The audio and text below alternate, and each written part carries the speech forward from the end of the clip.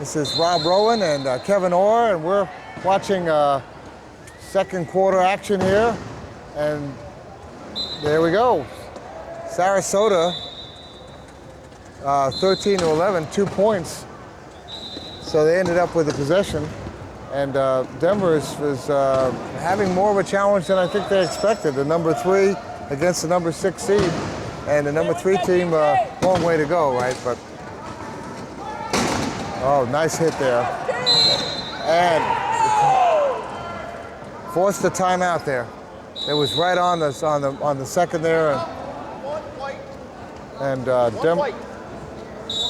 Timeouts are crucial in this game, as we know. Well, you're trying to get turnovers, and one of the ways to get them is, the 15-second backcourt count. Anytime that you can force a team to take a timeout, they can use them all early. It just gives you an advantage in the second half, which ultimately is what you're playing for. It's not how you start; it's where you finish.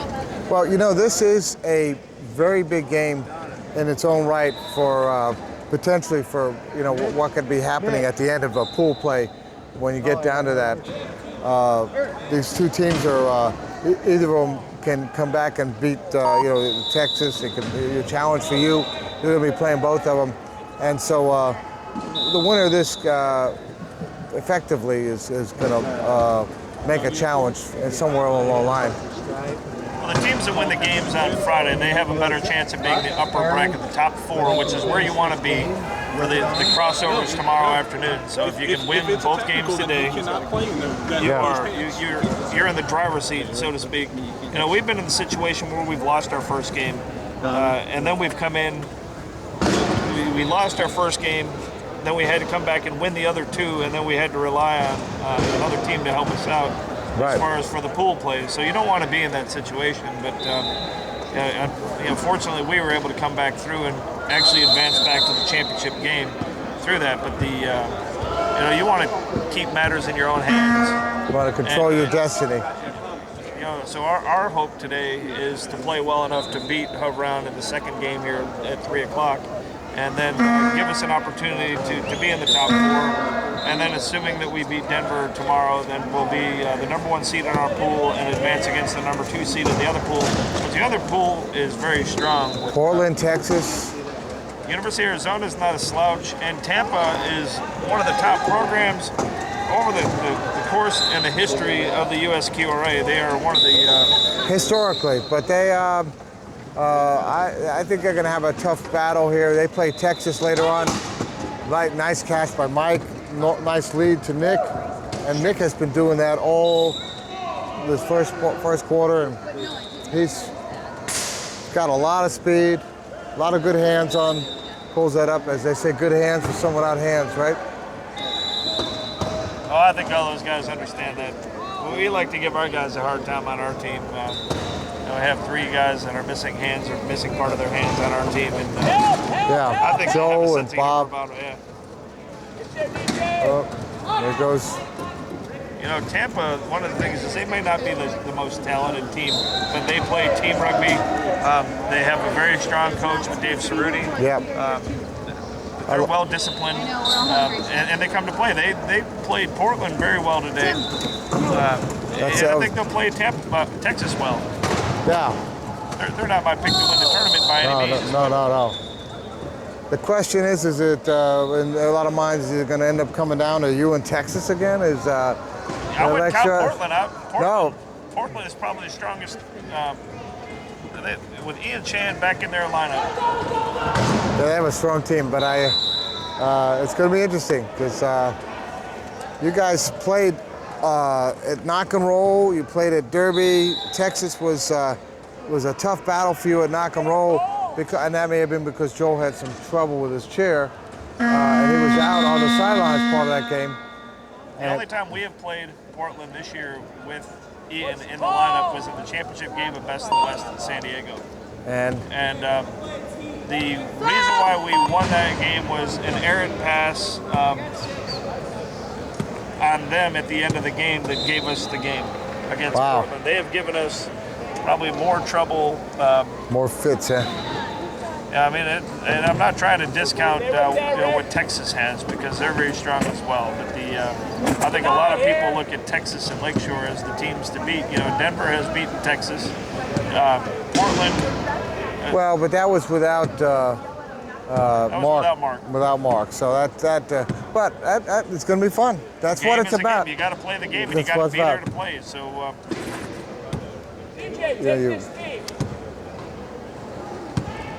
This is a close matchup. We have Sarasota's up 15-13, 2 points. We've got 6 minutes and 40 seconds left in the half. And there's a little bit of explanation going on by the refs. Looks like there's a penalty that they're talking about, maybe a vertical spin on Chance on Rick Marshall. So it looks like he's going to be going to the penalty box. No, Chance is going to the box. Right. Chance spun. He spun Rick. Okay. Rick's a tough competitor. You look at the low pointers, and he's definitely, he comes to play. He's a tough player, and gotten to know him some. A lot of respect for him. Rick, over the years, was the top .5. It was always a battle between him and Eddie Crouch as who was the best .5. He's always had a cool head about him. Always comes in and does his job. He's not a flash .5, but they're not supposed to be. They're supposed to go do their job, and he does. Look at how tough they're playing Josh there. They're not going to give him any easy outlook path. And Adam should be able to do something here. They avoided that hit. And there it is. And he nailed it in. Oh! What a beautifully timed hit there. Just as he was just about to go over, the ball was just about to pull it in. And Sarasota with creates another turnover. And Nick Springer is going to score. And we're up by 3 here with the Sarasota team coming in on a lead here. Denver, of course, as you were saying, can't count anyone out. They are the defending champions. And that's always something that gives you a drive. You want to repeat. They lost an international player that was a big... Oh, what a turnover. Big hit by Mike. Nick? DJ? Of course, it was a big addition to their team, and with him concentrating on Great Britain this year, wasn't able to come and play with Denver this year. Just like we lost Dan Buckingham this year. The evolution, depending on what international play is going on at the time, it just ebbs and flows every year. Now, England pulling its players back like that. Time is running out here. Timeout. Smart move by Sarasota. It'll reset the clock up to 15 seconds, which that's it. Well,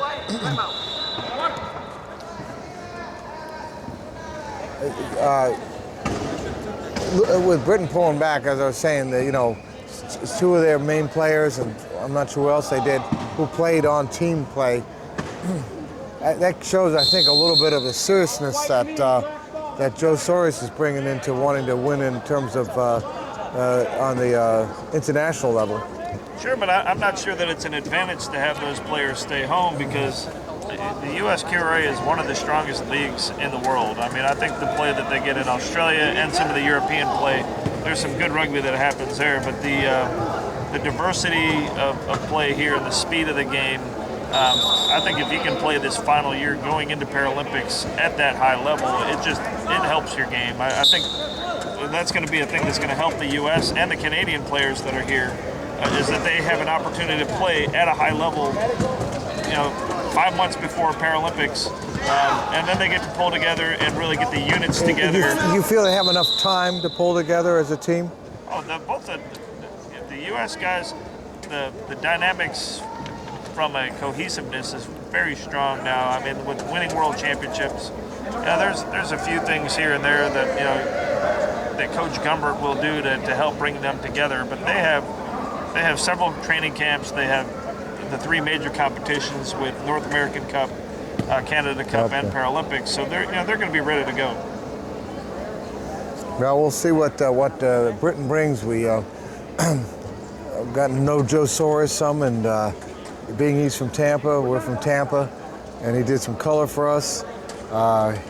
He certainly brings some color to the game. Joe definitely knows the game. I think the things that he'll help with Great Britain, just from a technical aspect, and that is really his strength, is the technical aspect that he brings. And you were talking about coaching earlier. I think just having that bench coach that can get his players to do what he wants to do, it's a beautiful thing when you see the game of rugby just evolve, and having the coach kind of playing a little chess with the other coaches and what you're going to run. And I mean, to me, that's just the neat thing of the game, and then take the personalities away. Nice job, Black. When you see the pure game of rugby, it's pretty exciting. And you have coaches, like James Gummer. You have coaches like Ned Sir, who's kind of a quiet coach. Portland coach. If we want to go old school, you can bring back Reggie Richter and Terry Vineyard, who are both very solid coaches. Wendy Gumbert, who doesn't coach a lot of rugby anymore, she's her program is actually here from way back. The two programs that she coached with San Antonio and Atlanta are both at Division II Nationals now. I mean, to me, it's just a neat thing to see some of the former coaches' programs actually here at Nationals. All right, 17-14 here, and there's a turnover and a chance for Denver to lessen the lead a little bit. They scored, and then they scored again. They're now back to 2, and that was Sarasota had built up a little bit of a 3-point lead there, and Denver is starting to get a little more serious, and they need to get this up, hands. Well, if they can be smart, the substitution that Denver's had, that can help. If they can keep a little fresher than around, it might give them an opportunity to pull back in the game. Yeah, well, they brought in Dave Hassick into the team. He's out there on the floor. He's a substitution. They haven't done a lot of substituting. But Joy has been in and out a few times.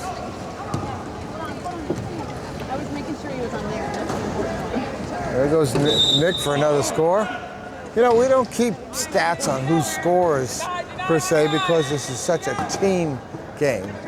But it's an interesting thing to see how it gets spread around and how what other combinations that work. Time is running out here, and there is a turnover back and illegal use of hands. I don't know if you watched the earlier game, but Shepard McGee, there was, I think, 6 turnovers in a row before finally somebody was able to capitalize and score. It was quite a thing there. It was like, I had just made a comment about how, and I've talked about this before, turnovers beget turnovers. And it was like turnover, just kept on going. So it's one of the things we really try to get the players to.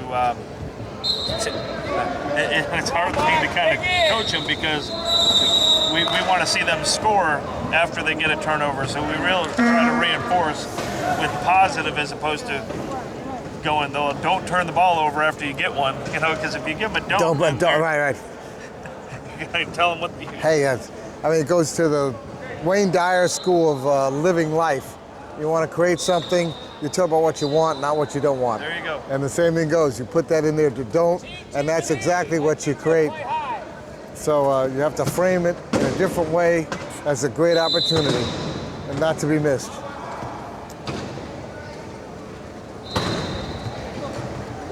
All right, under pressure there. Well, I'll say one thing, that Sarasota is playing some good defense.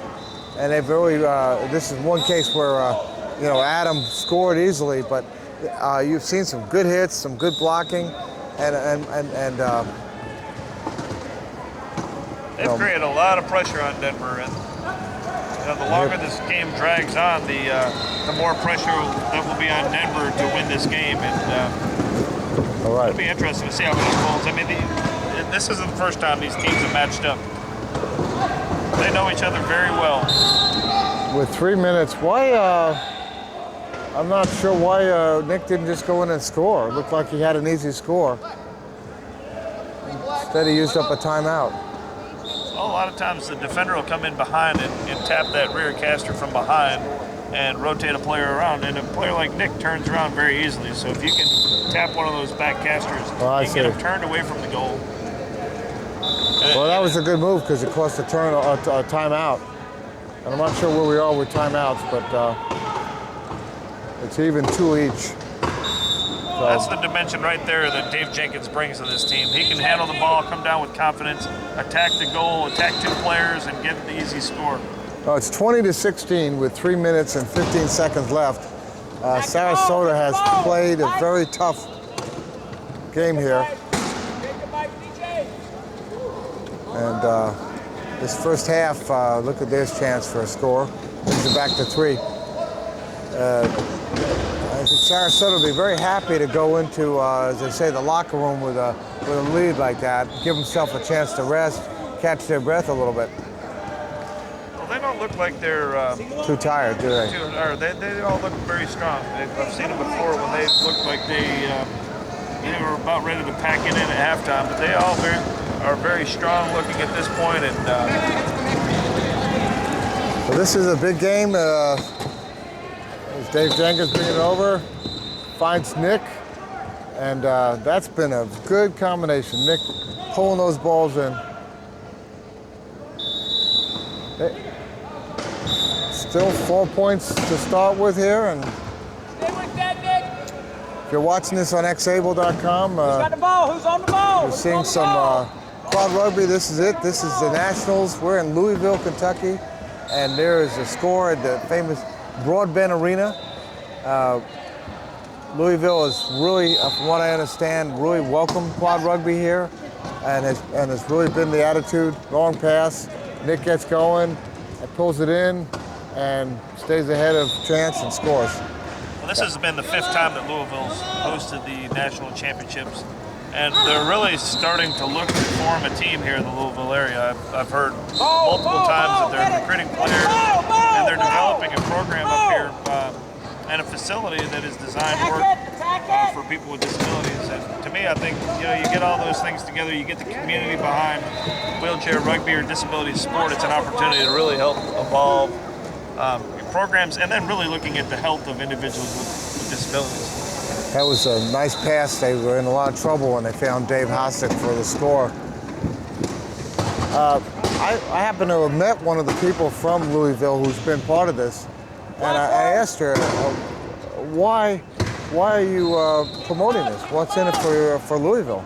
And she said, we're trying to bring people to our beautiful city, and we thought quad rugby would be a great group to bring in, and we've loved having them come. They bring people. They bring a neat energy to our community, and we're really believers in the supporting disability sports. They do have the Fraser Center, Rehabilitation Center, and they have a really nice attitude about doing that and welcoming, and it's the right attitude. Well, Fraser's been great. I mean, the staff dedicated to this tournament. I mean, the financial resources they put towards this tournament. I mean, if you're going to build something, that's how to do it. And the only thing that lack right now is a team. And they've got everything else there. They've got the community support. They've got organizational support. The Kentucky Wheelchair Athletic Association supports what they're doing here. The idea is this is something good for the community. And 20 seconds. Now the Kentucky team, the TNT, they come from all over the state. But where do they actually use as their home base? Are they in Lexington, or are they? They use between Bowling Green, Kentucky, and Nashville, Tennessee. Are where they train, and you have a few players from Kentucky, you have a few players from Tennessee, and Bowling Green, and actually not far from famous Mammoth Cave. the Corvette Museum's there in Bowling Green. The Corvette Museum, there we go. We're here, we have the Muhammad Ali Museum here. And the Louisville Slugger. The Louisville Slugger, the bat, a nice pass there. They try to knock him out. Mike Whitehead tried to give a big hit, hoping to knock Josh over the line, but wasn't able to pull it off. We're a 3-point game here. We have 51 seconds. We're looking at a couple possessions here. Sarasota again, they want to go in with a little bit of a lead. Denver wants to close that gap if they can, and this is where you can do it, right? This is where a lot happens. Big hit there. And there's the score, and he left them a lot of time. He left them 34 seconds. Let's get one. All right, blocked on the inbound. Block on the inbound. See what Stay with him, Nick. Denver can do here Stay with. with him. See if they get the last goal here. You know, I was wrong about the first quarter change there, but we'll see as far as possession arrow and how they manage the clock here. Yeah, Josh is holding on. 18 seconds left. They're looking to hold it. You always take that chance holding back for the last score. What happens if, well, there it is. Nice, easy score there for Chance. He left them with 6.1 seconds left. Well, if you don't get it, and you give them the 3 ball points. back and you hold for last goal, it'd be like scoring too early and letting them come down and score. You get the same chance. Like, you know, All right. it's a game. Oh, of look at possession. this. Look at that. A turnover.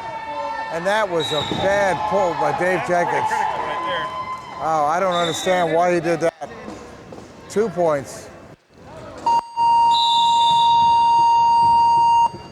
That was, so at the end of the first half, 24-22, Sarasota, the Home Run Gunners up over Denver Harlequins in this